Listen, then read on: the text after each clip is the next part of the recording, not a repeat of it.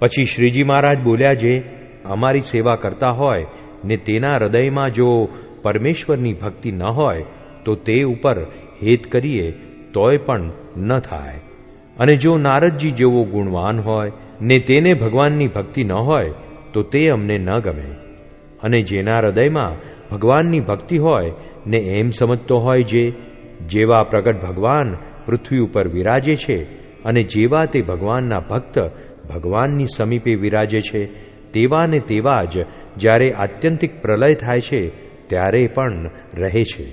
અને આ ભગવાન ને ભગવાનના ભક્ત તે સદા સાકાર જ છે એમ સમજતો હોય અને ગમે તેવા વેદાંતીના ગ્રંથ સાંભળે પણ ભગવાન ને ભગવાનના ભક્તને નિરાકાર સમજે જ નહીં. અને એમ જાણે જે એ ભગવાન વિના બીજો કોઈ જગતનો કરતા છે જ નહીં. અને એમ જાણે જે ભગવાન વિના સૂકું પાંદડું પણ ફરવાને સમર્થ નથી.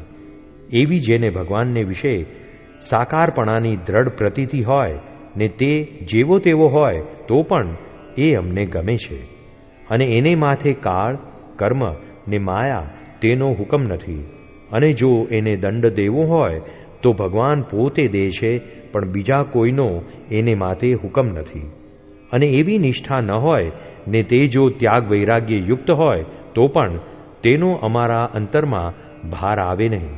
અને જેના હૃદયમાં ભગવાનની એવી નિષ્ઠા અચળ હોય ને તે ગમે તેટલા શાસ્ત્ર સાંભળે અથવા ગમે તેનો સંગ કરે તો પણ પોતાને જે ભગવાનના સાકારપણાની નિષ્ઠા છે તે ટળે નહીં. અને તેજના બિંબ જેવા નિરાકાર ભગવાનને કોઈ દિવસ સમજે જ નહીં. એવો નિષ્ઠાવાળો જે સંત છે તેના પગની રજને તો અમે પણ માથે ચડાવીએ છીએ અને તેને દુખવતા થકા મનમાં બીએ છીએ અને તેના દર્શનને પણ ઈચ્છીએ છીએ.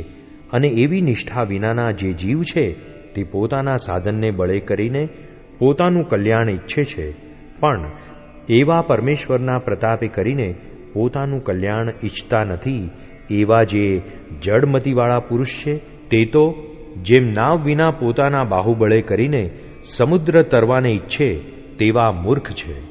અને જે એવા ભગવાનને પ્રતાપે કરીને પોતાનું કલ્યાણ ઈચ્છે છે તે તો જેમ નાવમાં બેસીને સમુદ્ર તરવાને ઈચ્છે એવા ડાયા છે. અને એવા જે ભગવાનના સ્વરૂપના જ્ઞાનવાળા છે તે સર્વે દેહને મૂકીને ભગવાનના ધામમાં ચૈતન્યની જ મૂર્તિ થઈને ભગવાનની હજૂરમાં રહે છે. અને એવી નિષ્ઠા જેને ન હોય ને તેણે બીજા સાધન જો કર્યા હોય તો તે બીજા દેવતાના લોકમાં રહે છે. અને જે એવા યથાર્થ ભગવાનના ભક્ત છે તેનું દર્શન તો ભગવાનના દર્શન તુલ્ય છે.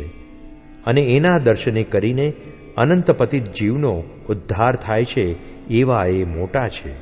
એવી રીતે વાર્તા કરીને શ્રીજી મહારાજે કહ્યું, જે કીર્તન બોલો. જય સ્વામિનારાયણ દયાળુ. આપને આ વિડિયો પસંદ આવ્યો હોય તો અમારી ચેનલને સબસ્ક્રાઇબ કરો, લાઇક કરો અને દરેક સત્સંગીઓને શેર કરો.